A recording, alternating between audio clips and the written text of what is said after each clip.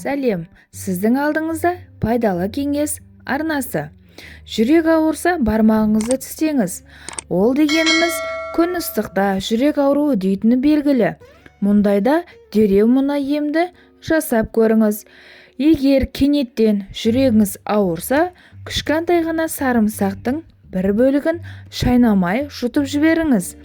Ал жүрегіңіз жұмыс уақытында, көлік ішінде, далада ауыра қалса, қорықпай отырған орныңызда бас бармақтан бастап барлық саусақтарыңыздың ұшын қатты уқалап шығыңыз.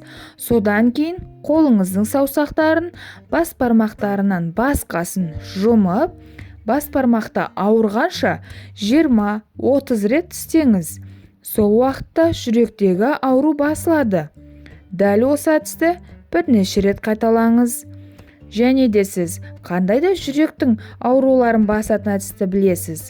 Пікіріңізді қалдыра кетіңіздер, тіркелуді ұмытпаңыздар, және де лайк басып кетіңіздер. Сау болыңыздар, келесі кездескенше денсаулықтарыңыз мықты болсын.